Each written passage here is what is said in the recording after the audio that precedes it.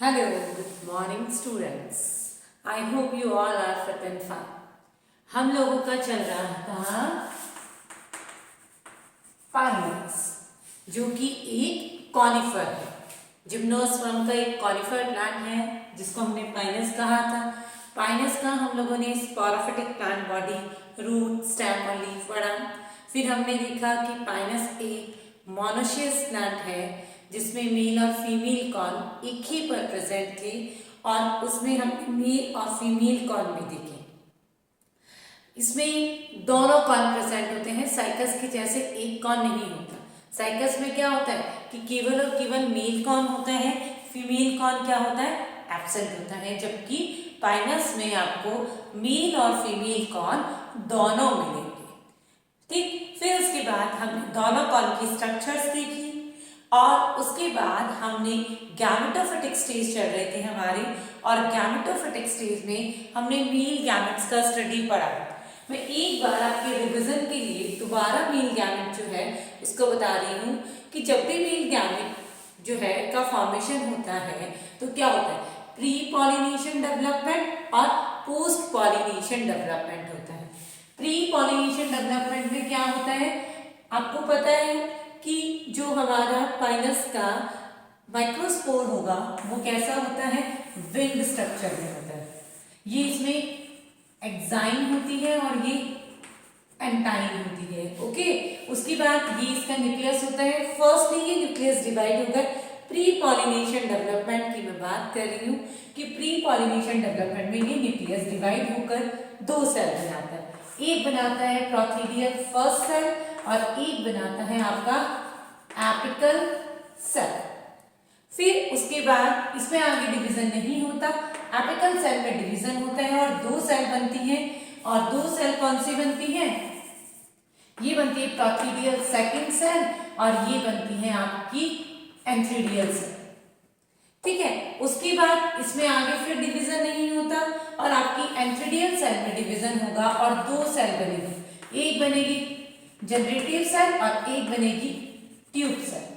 ये four cell आपका male gamete जो है वो क्या करेगा, कहाँ जाएगा, पॉलिनेशन करेगा, परागण की क्रिया करेगा और ओव्यूल बीजांड में जो पराग चैम्बर है, जो पॉलन चैम्बर है, उसमें जाकर गिर जाता है।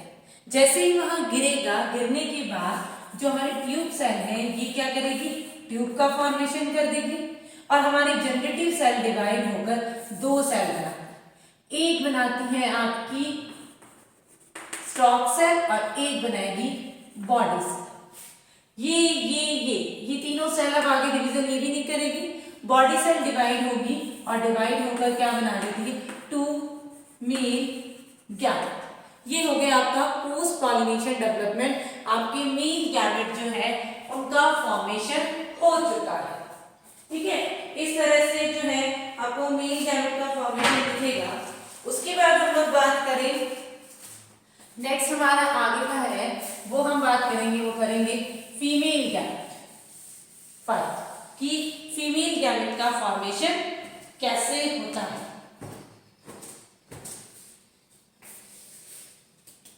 तो नेक्स्ट है फीमेल गैमेटोफाइट। अब हम लोग बात करें फीमेल गैमेटोफाइट की, तो फीमेल गैमेटोफाइट में आप लोगों ने देखा था कि जो ओव्यूल होता है, जो बीजांड होता है, इस तरह से बीजांड था, ये इस तरह से इधर था, जिसमें क्या था, ये यहाँ पर ये माइक्रोपाइल था, उसकी जस्ट अपोजिट ये चैलेजा भाग था। बीजांड को ओव्यूल कहते हैं और इसी को मेगास्पोरोजेनेसिस कहते हैं, मेगास्पोरेंजियम कहते हैं। मेगास्पोरेंजियम जो है उसमें हमने पढ़ा था, यहाँ पर एक cell mega spore mother cell की तरह बिहेव करेगी। इस मेगास्पोर मदर सेल में कौन सा डिवीजन होगा, अर्धसूत्री विभाजन, मियोसिस। क्या होगा, अर्धसूत्री विभाजन होगा, मियोसिस होगा और उससे 1 2 3 4 मेगास्पोर बन जाएंगे। ठीक है, इन 4 मेगास्पोर में से ये माइक्रोपाइल एंड है, ये चैलेजा एंड है। जो माइक्रोपाइल एंड की तरफ जो 3 मेगास्पोर होंगे वो डीजनरेट हो जाएंगे। मतलब आगे विकसित नहीं हो पाएंगे। और ये जो हमारा एक मेगास्पोर है ये आगे फंक्शन करके फीमेल गैमेटोफाइट बनाता है। अब ये आगे क्या करेगा, ये आगे आपका क्या है,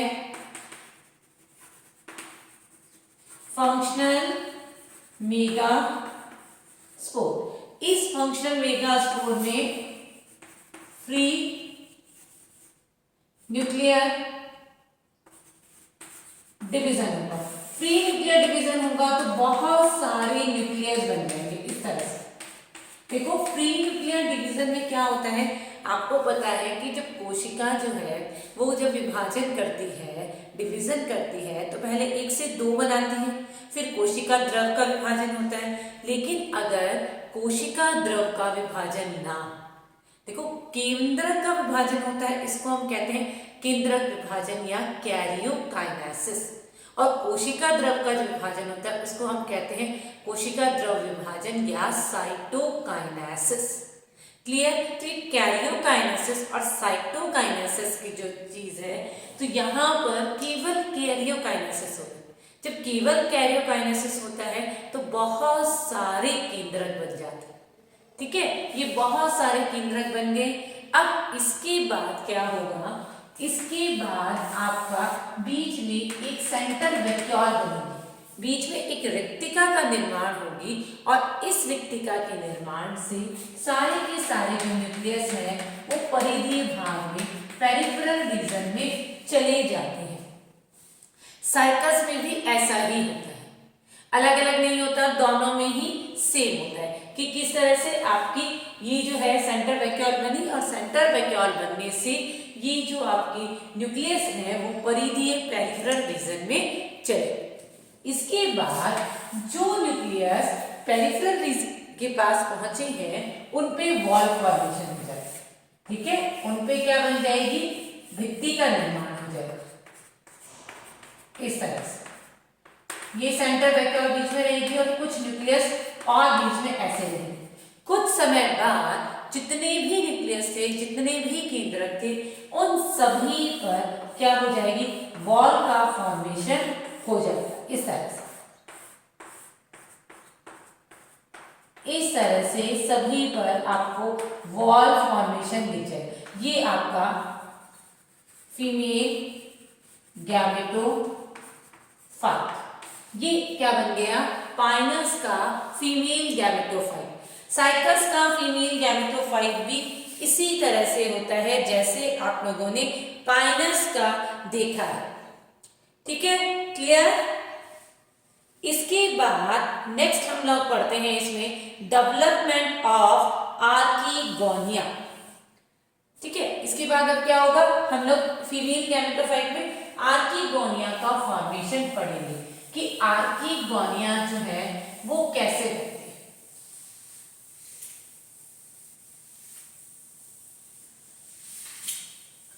देखो क्या होगा, आर्कीगोनिया को बनाने वाली कोशिकाओं को हम क्या कहेंगे,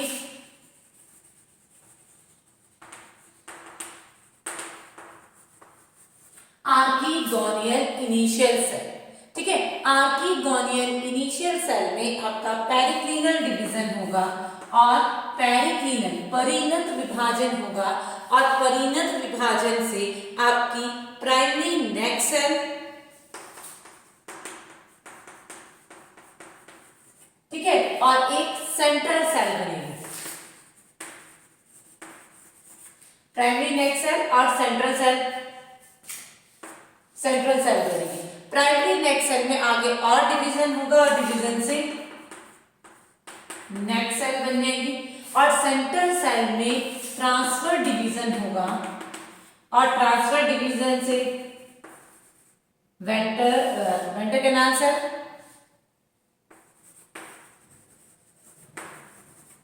और एग सेल, ये स्मॉल और ये एग सेल बन गया। ठीक है, इस तरह से आपका फीमेल गैमेट एग का फॉर्मेशन हो गया। एक चीज और है, यहाँ पर मैंने साइकस में भी बताया था कि पाइनस जो होता है या साइकस होता है या फिड्रा होता है, अगर मैं बात करूं जिम्नोस्पर्म की, तो जिम्नोस्पर्म में एंडोस्पर्म, एंडोस्पर्म किसे कहते हैं? एंडोस्पर्म मीन्स भ्रूणपोष। जो एंडोस्पर्म होता है उसका फॉर्मेशन फर्टिलाइजेशन से पहले हो जाता है। ठीक है, वापस से बता देती हूं, इन जिम्नोस्पर्म में बिफोर फर्टिलाइजेशन, बिफोर फर्टिलाइजेशन से एंडोस्पर्म का फॉर्मेशन होता है, ये एंड स्ट्रक्चर होती है। जबकि एंजियोस्पर्म में क्या होता है, फर्टिलाइजेशन के बाद, आफ्टर फर्टिलाइजेशन एंडोस्पर्म बनता है, तो वो कैसा होता है, 3n। जो उसका एंजियोस्पर्म का कैरेक्टरिस्टिक फीचर में भी बात आती है। तो एंडोस्पर्म क्या होगा, फर्टिलाइजेशन से पहले ही बन जाएगा। ये क्या करता है, एंडोस्पर्म का फंक्शन होता है, देखो एंडोस्पर्म हिंदी में बात करें भ्रूणपोष, बनने वाले जो भ्रूण है उसको क्या करता है, पोषण प्रदान करता है। अब हमारे पास मेल और फीमेल दोनों गैमेट्स आ गए। भाई आपने देखा कि मेल गैमेट का फॉर्मेशन भी हो गया, और ये जो हमारा फीमेल गैमेट जिसको हमने एग बोलते हैं, ये इसका फॉर्मेशन भी हो चुका है। अब इसके बाद आप लोग देखेंगे कि इसमें फर्टिलाइजेशन जो होता है वो कैसा होता है। दोनों बनने के बाद, मेल और फीमेल गैमेट बन गए, बनने के बाद लगभग 1 साल तक का समय लगता है फर्टिलाइजेशन की प्रोसेस में। अगर हम बात करें कि फर्टिलाइजेशन जो है वो पॉलिनेशन की, मीन्स जो हमारा ये हम फीमेल गैमेटोफाइट, ये हमारा फीमेल रिप्रोडक्टिव ऑर्गन है, यहां पर क्या होता है, पॉलन चैम्बर, यहां क्या होता है, पॉलन चैम्बर होता है। तो इस पॉलन चैम्बर में पॉलन ग्रेन आके गिर गए, ये पॉलन ग्रेन से मेल गैमेट यहां पर लगी हुई जो आर्किगोनिया है उससे फर्टिलाइज होने में लगभग 1 साल का समय लगा देता है। कितना लगा देते हैं, 1 साल का। उसके बाद मेल और फीमेल आपस में अटैच हो जाते हैं। तो आपको पता है मेल गैमेट और फीमेल गैमेट जब जुड़ जाते हैं तो किसका फॉर्मेशन होता है, जायगोट का फॉर्मेशन होता है। किसका फॉर्मेशन होता है, जायगोट। और यहां पर भाई साइकस में तो हमें बताया कि मेल गैमेट जो है मोटाइल थे, जबकि पाइनस में मेल गैमेट मोटाइल नहीं होते। ये साइफेनोगैमस जो टेक्निक है उसके द्वारा फीमेल तक पहुंचते हैं। देखो साइफेनोगैमस मतलब कि जैसे जैसे पॉलन ट्यूब आगे जाएगी वैसे वैसे मेल गैमेट भी आगे जाते। भाई हम लोग जो है एक जगह से दूसरी जगह जब जा रहे हैं तो हम लोग बस का यूज कर रहे हैं, तो हम थोड़ी चल रहे हैं बस में, हम थोड़ी यूं चलते रहते हैं बस में, हम तो बैठे रहते हैं, चलता कौन है, बस लेके जाती है हमें। तो वैसे ही यहाँ पर जो हमारी पॉलन ट्यूब है वो पॉलन ट्यूब पॉलन ग्रेन्स को फीमेल के एग तक लेके जाती है, और इसी प्रक्रिया को हम कहते हैं साइफेनोगैमस प्रकार। ठीक है, ये पहुंच गई। इसके बाद अब क्या होगा, भाई जायगोट बन गया। अब जायगोट के बाद अगली जो प्रक्रिया है उस प्रक्रिया को हम कहते हैं एम्ब्रियो फॉर्मेशन। ठीक है, तो एम्ब्रियो का जो निर्माण होता है वो आपका 2 तरह से कह सकते हैं हम लोग, कि पहले हम लोग बात करें जिसको हम कहते हैं डेवलपमेंट ऑफ प्रो एम्ब्रियो, और फिर होता है development of embryo from pro embryo. Cycas का एम्ब्रियो फॉर्मेशन आप सब लोगों को बहुत अच्छे से याद होगा, याद है कि नहीं है, सिंपल सा था। मैं एक बार दोबारा साइकस का एम्ब्रियो फॉर्मेशन थोड़ा सा आपको रिवाइज करा देती हूँ कि साइकस में एम्ब्रियो फॉर्मेशन कैसे हुआ था।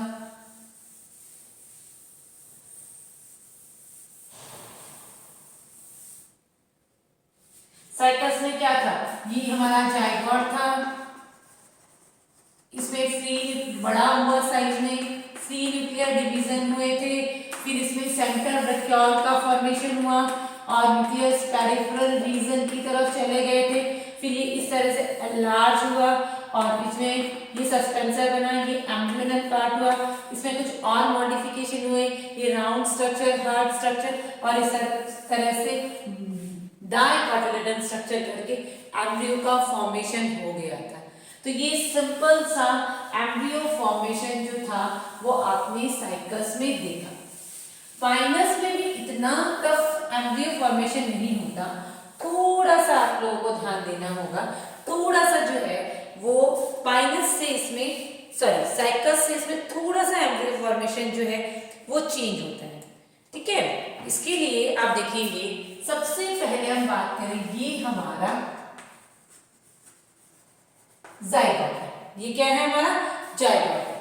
इस जाइगोट का क्या होगा, साइज इंक्रीज होगा। देखो जब भी डिवीजन करते हैं या बढ़ता है तो कोई भी चीज है जब डिवाइड होगी, जब वो डिवीजन करेगी तो डिवीजन करने से पहले वो क्या करती है, अपने साइज को बढ़ाती है।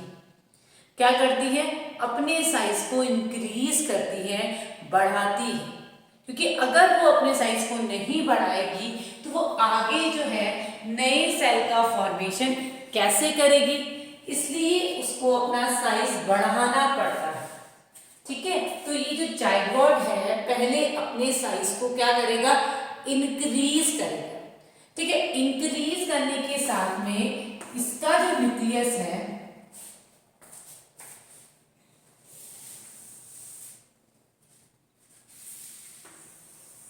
साइज इंक्रीज किया और न्यूक्लियस जो है वो यहां पर आ जाएगा। क्या होगा, न्यूक्लियस जो है नीचे वाले एरिया में मूव कर देगा। ठीक है, क्या करेगा, ये वाला जो न्यूक्लियस है वो क्या करेगा, इसके नीचे वाले एरिया में क्या करेगा, मूव करेगा। उसके बाद हम लोग बात करते हैं आगे, ये इतना हो गया। उसके बाद 2 बार फ्री न्यूक्लियर डिवीजन होंगे। देखो नेक्स्ट आगे क्या होगा, इसमें ये हो गया बड़ा 2 टाइम।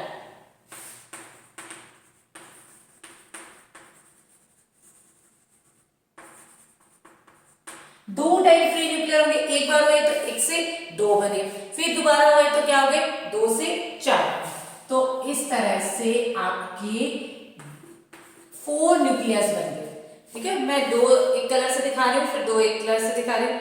उसके बाद नेक्स्ट स्टेप में क्या होगा, वॉल फॉर्मेशन। देखो यहां पर वॉल फॉर्मेशन प्रॉपर नहीं होगा, जो नीचे वाले हैं उन 2 न्यूक्लियस पर प्रॉपर वॉल फॉर्मेशन होगा और ऊपर वाले पर नहीं होगा। इस तरह से, ये इस तरह से आपको वॉल फॉर्मेशन दिखेगा। क्लियर, आप लोग देख रहे हैं कि ऊपर जो एरिया है वहां पर वॉल फॉर्मेशन हो रहा है, नीचे जो है वहां वॉल फॉर्मेशन नहीं हो रहा।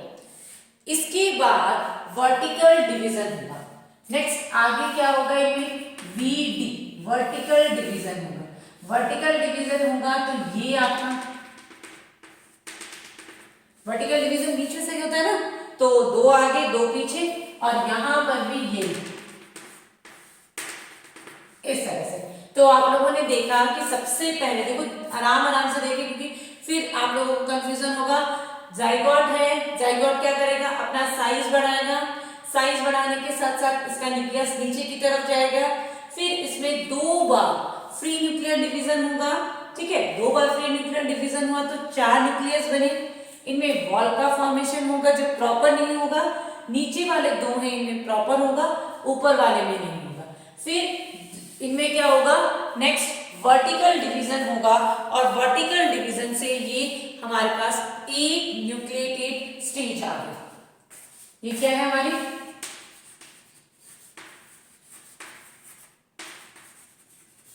ठीक है, ये हमारी 8 हुए कि नहीं हुए, 4 तो आपको सामने की तरफ दिख रहे हैं और 4 आपके क्या है, इसके पीछे की तरफ है।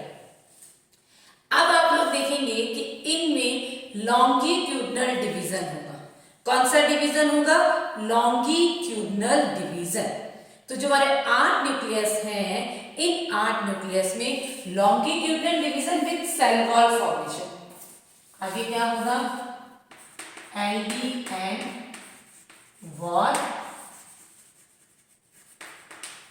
फॉर्मेशन। ठीक है, तो आप लोग देखेंगे 1 2 ये, तो ये आपके हैं।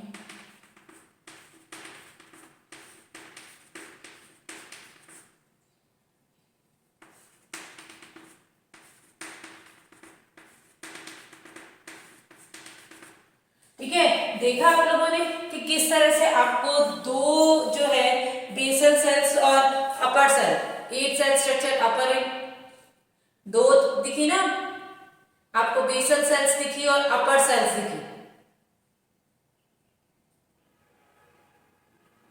आप लोग देख रहे हो कि जो नीचे वाली है वो कंप्लीट सेल्स हैं और ऊपर वाली जो है वो क्या है, इनकम्प्लीट सेल्स है।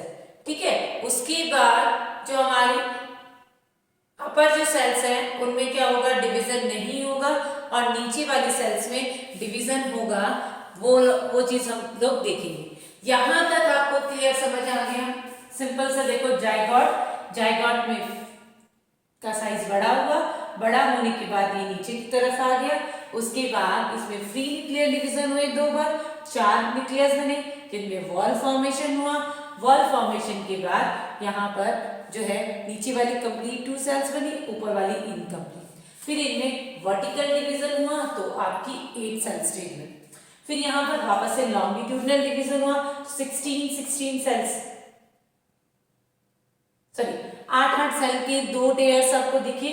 उसके बाद जो है वो हम लोग कल की क्लास में पढ़ेंगे कि उसके बाद इनमें क्या चेंजेस आए। ठीक है, आज के लिए इतना ही। Okay, thank you.